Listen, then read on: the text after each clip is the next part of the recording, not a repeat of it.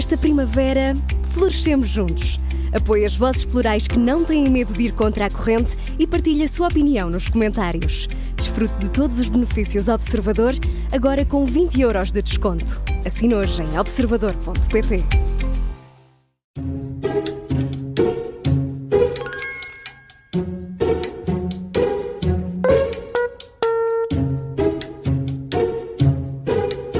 Este é o som da Comissão de Inquérito das Manhãs 360. Esta quarta-feira, nosso convidado Pedro Neves de Sousa, do PSD. Bem-vindo, bom dia.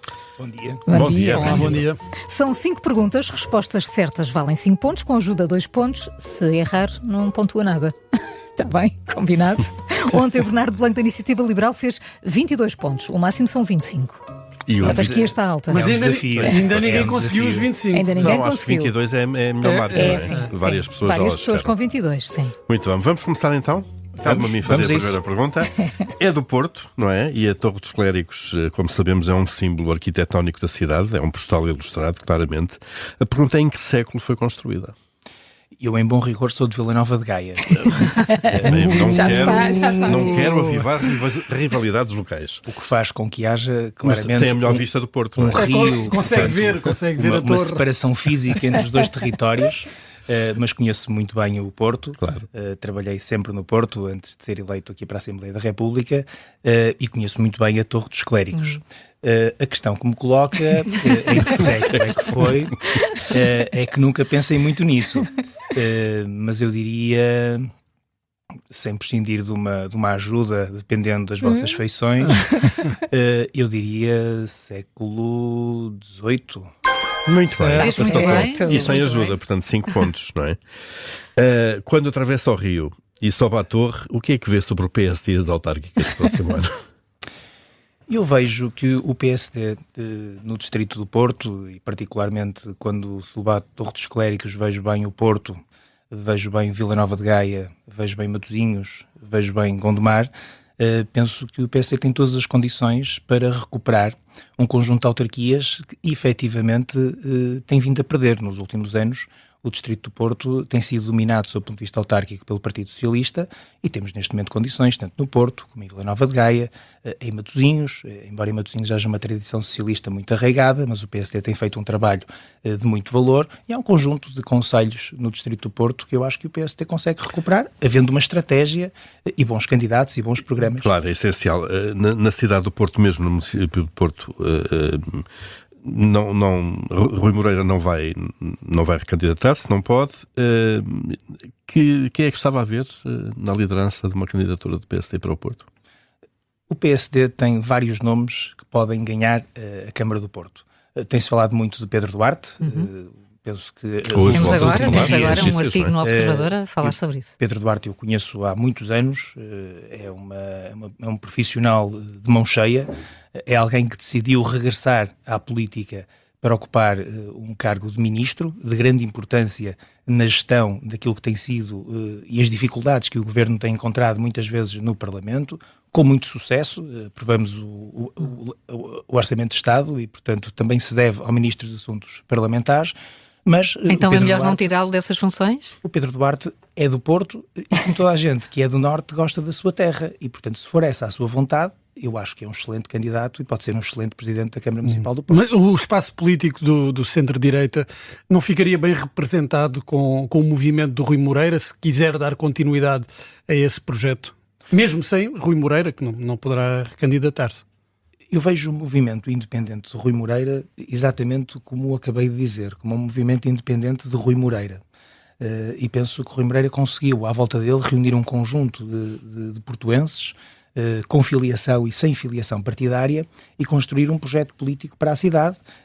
Rui Moreira, antes de chegar à Câmara do Porto, já era uma figura reconhecida na cidade e na região.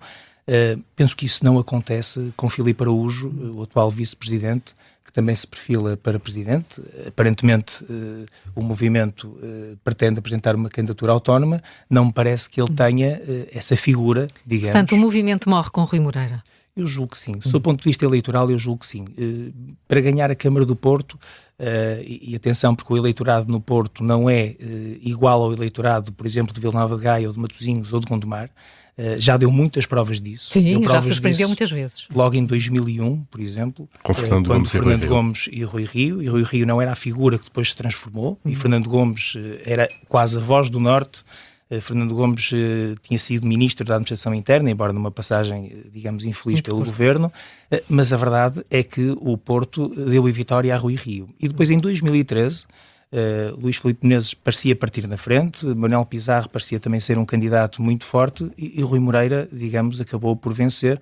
Os portugueses têm uma forma de olhar para as candidaturas a Presidente da Câmara do Porto de uma forma muito especial. E de aí que a escolha por parte do PSD também tem que ser uma escolha tendo em conta essa particularidade. Conhecendo o eleitorado. Muito bem, está com 5 pontos. Esta também é fácil. Esta é de caras, porque saímos do século XVIII para o século XX. XX ainda. O nosso.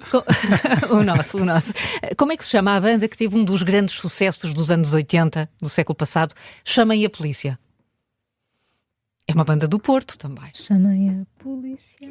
Eu conheço muito bem. Eu sei que era novinho, mas a Dani ainda anda por aí. Bem.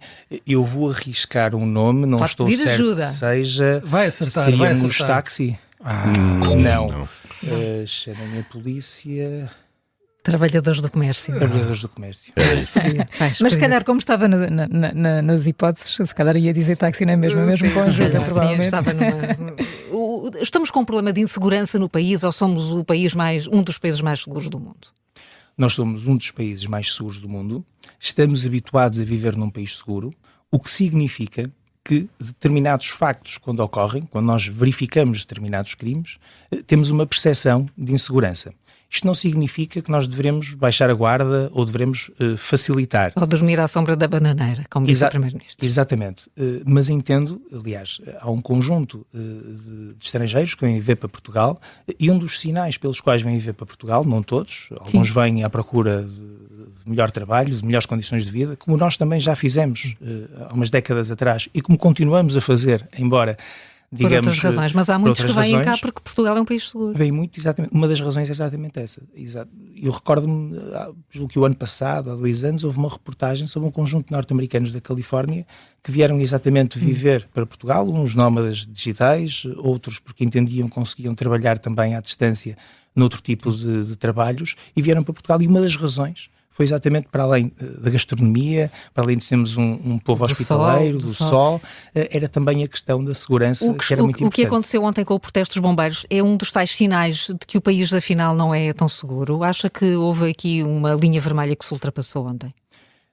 Eu acho que protestar é um direito legítimo, acho, tal como fazer greve e um conjunto de direitos análogos.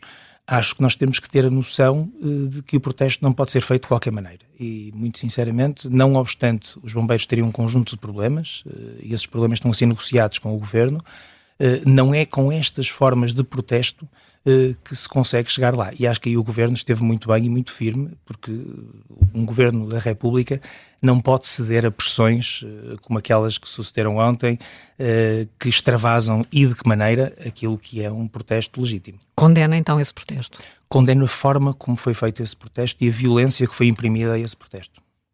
Vamos em frente, 5 pontos, vai recuperar agora. Fez a sua licenciatura em Direito na Universidade de Coimbra. Vamos lá ver se passou esses tempos só focado nos estudos ou se andou distraído. Agora é que vamos saber tudo. Qual o nome do arquiteto responsável pelo Portugal dos Pequenitos? Mais uma vez temos uma questão de rio. Desta vez o Mondego. O Portugal dos Pequeninos fica do outro lado do rio. Pode pedir ajuda. Se é que vai ajudar. Eu vou pedir ajuda. Então vamos lá. Cotinelli Telmo, Cassiano Branco ou Raul Lino? Se calhar o ano era mais fácil. Em que ano é que foi? Em que ano é que foi? Em que ano é que foi inaugurado? O Portugal dos Pequeninos. Sim.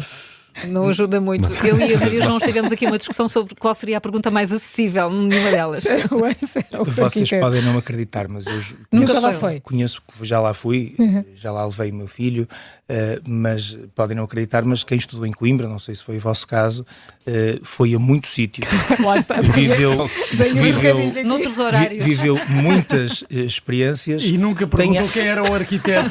Tenho algumas dúvidas que tivesse entrado sequer no Portugal geral dos pequenitos, muito menos tendo algum tipo de curiosidade pelo ano em que foi fundado. 1940. Ou pelo arquiteto que... Então digam não, pode ser que acerte. Cotinelli Telmo, Cassiano Branco ou Raulino? Cassiano Branco? Ainda bem que... Ainda bem. É um crítico assumido do centralismo de Lisboa. Como é que isto se contraria? Com a regionalização? Há várias formas de contrariar o centralismo de Lisboa. Eu às vezes digo a amigos meus de Lisboa, aliás, eu estudei em Coimbra, mas fiz o primeiro ano aqui na Faculdade de Direito de Lisboa, portanto, eu costumo dizer que vivi em Lisboa em 96 e agora regressei passados estes anos todos. Não tenho nada contra Lisboa, mas efetivamente quando nós olhamos de fora, percebemos que há um conjunto de fenómenos em Lisboa que não têm a ver com os lisboetas ou com Lisboa, mas têm a ver com a forma como o país se organiza. Eu, por exemplo, no congresso do PSD, tive o privilégio de apresentar uma moção que foi apresentada pela Distrital do Porto, que falava exatamente desse centralismo excessivo. E uma das questões que lá coloquei é uma questão que, por regra, não há estudos sobre isto, mas quem está cá e não é de Lisboa sente isto, que é um fenómeno que eu designo por imigração nacional. Há um conjunto de pessoas que trabalham em empresas, na advocacia, na política, naturalmente, mas num conjunto de áreas que não têm a sua família em Lisboa, têm a sua família nas suas terras, mas que 2, 3, 4, 5 dias por semana se deslocam para Lisboa para trabalhar. E então tentamos perceber porque é que isso se passava dessa maneira. Isso passa-se dessa maneira por uma razão muito simples. Porque há, digamos, um conjunto de empresas que estão sediadas em Lisboa e à volta de Lisboa.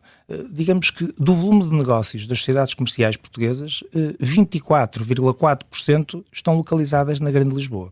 Isto só faz sentido refletir sobre isso se nós pensarmos que se houver condições para nós espalharmos, perdoem-me a expressão, estes negócios pelo resto do país, nós conseguimos criar dinâmicas de economia local que faz com que a própria população se possa fixar lá. Mas as empresas fazem as escolhas em função dos seus interesses. Não é por acaso que decidem instalar-se perto de Lisboa. Eu também refleti sobre isso. Porquê? Nós quando falamos de descentralização, quando nós falamos de uma concentração de poder, nós falamos em duas dimensões. Falamos numa dimensão administrativa, que é perceber onde é que está o poder, executivo / administrativo, e pensamos depois onde é que se instalam as sociedades comerciais. Ora, se nós conseguirmos desconcentrar e descentralizar este poder que está eminentemente concentrado em Lisboa, nós conseguimos automaticamente também que essas empresas também se desloquem para o resto do país. Se nós pensarmos o impacto, por exemplo, que a abertura de uma universidade tem no interior do país, e temos vários exemplos disso, desde Vila Real, penso que a Covilhã é um exemplo claro disso, são polos de desenvolvimento. Se nós conseguirmos colocar determinadas entidades que pertencem ao Estado noutros pontos do país, nós conseguimos polos de desenvolvimento. Já em tempos se falou, faz muito sentido o Tribunal Constitucional estar em Lisboa.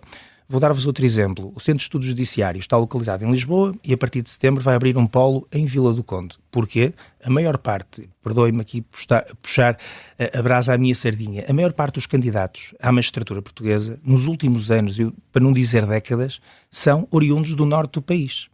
Mas então o que é que eles têm que fazer? Eles têm que se deslocar para Lisboa, onde aquilo que recebem não é suficiente para pagar a sua casa ou para viver.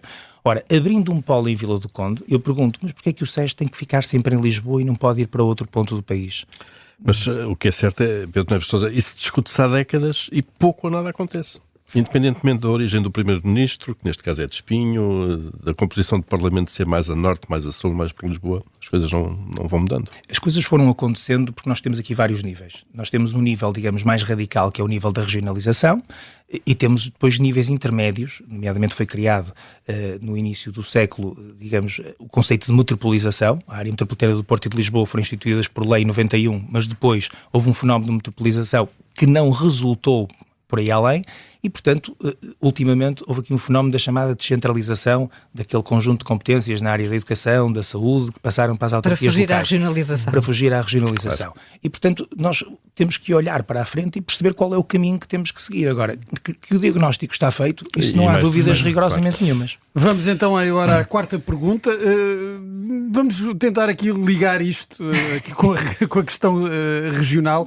Qual era a patente de Ramalhianos no 25 de novembro de 1975?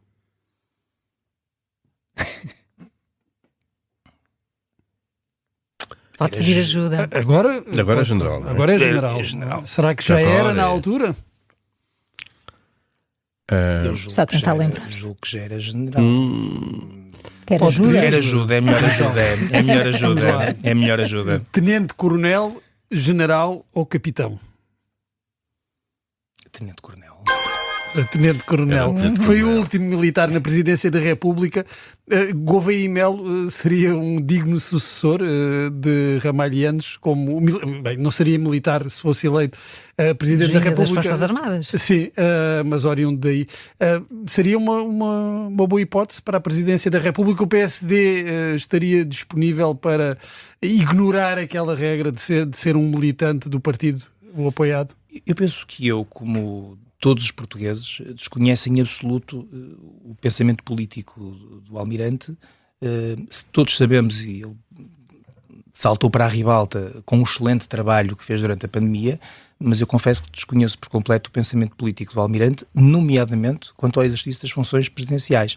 É óbvio que é um homem livre, é um homem que tem dado sinais de que pode avançar, mas nós, para apoiarmos alguém ou para ponderarmos esse apoio, nós temos que conhecer, nomeadamente, o pensamento político, sendo que as eleições presidenciais partem de uma decisão do próprio.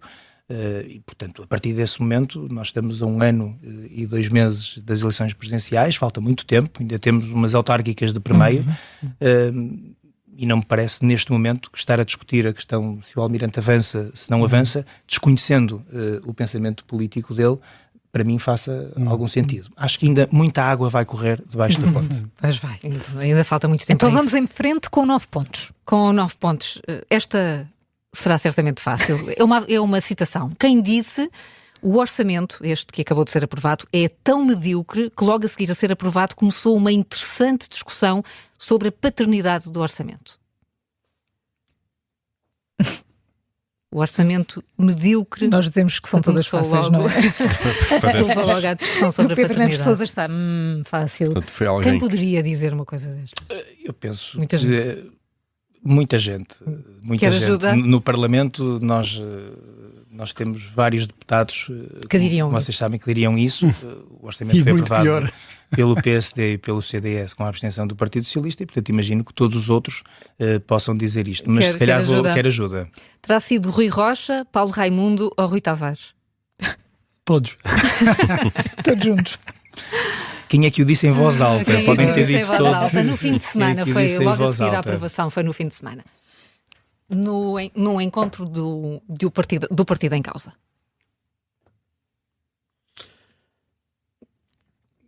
Rui Rocha, Paulo Raimundo ou Rui Tavares? Um dolitava. Paulo Raimundo. Não. Poderia ter dito, se calhar. Poderia ter dito. Mas foi Rui Rocha, quem o disse.